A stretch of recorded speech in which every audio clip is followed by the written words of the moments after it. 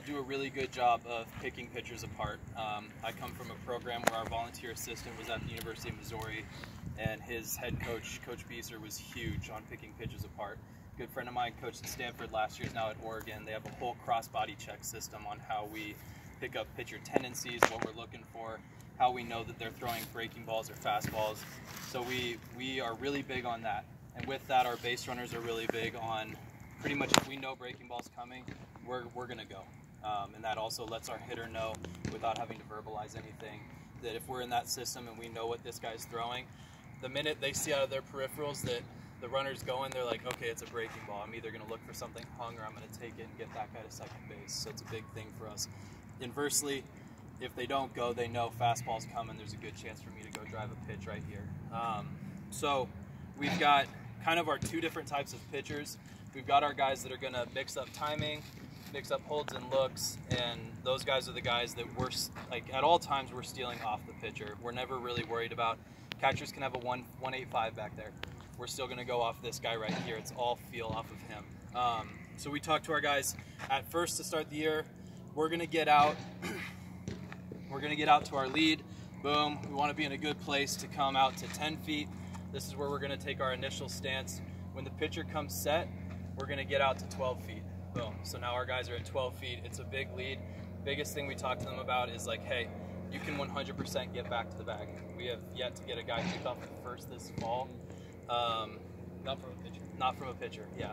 So we talked to our guys a lot about it feels farther away than we've ever been before, but this is big for us. We need you guys to be here, and we just hammer that in. Now we've gotten to a point where our faster guys are comfortable. They're getting out to 15-foot leads. What this does for us, bigger leads, gets us quicker into second base, and even with some of our slower guys, it can be the difference between them putting the pressure on a double play turn and them not. And that's another thing, like at any level, if it's a ground ball in the infield, we got to go hard into second base because it's trying to help the hitter get here, right? We want to be in the middle infield's face and create some pressure for them to have to throw that ball quickly and worry about the runner sliding in. So we'll have our guys pretty much get out to 10 feet, whether they're a 12-foot or a 15-foot guy. We're going to be in sort of an unassuming but athletic position. Crow, if you actually want to show kind of where we're going to go from. We're going to be in an unassuming but like athletic position. So we kind of try and stay away from guys that are super hunched over and like too looking like they're trying to go, right? Even when other teams know it's our fast guys, we don't want them having really any difference between the position that they go from or the position that they're not stealing from. Ricky Henderson, right? Yes, pretty much.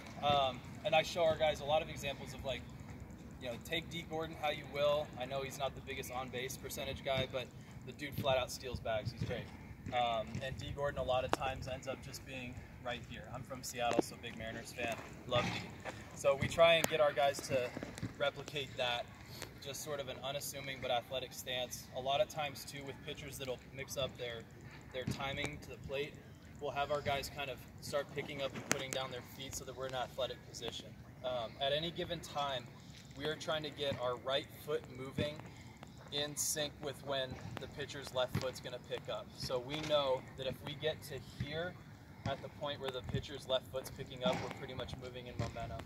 That's going to help us steal a bag. So everything is trying to build rhythm off the pitcher, which is why I say it doesn't matter what happens behind the dish.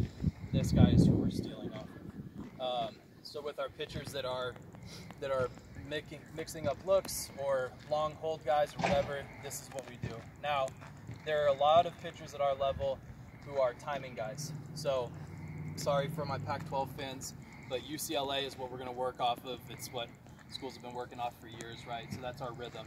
U-C-L-A. And a lot of times we get a majority of guys either go off C or L.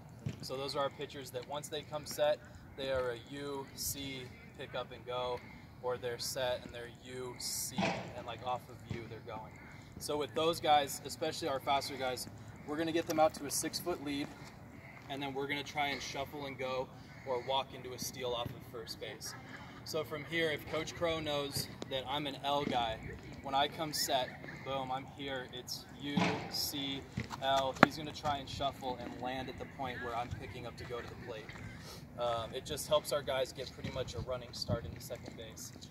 Again, we face a lot of those guys. It's something that we pay attention to, so we'll communicate across the field via some hand signals if they're a timing guy, and he's talking almost every single pitch to our base runners in their ear about like, hey, pick this up, try and find this tendency here, and the communication is almost over communication, but it helps us be the best base runners we can be.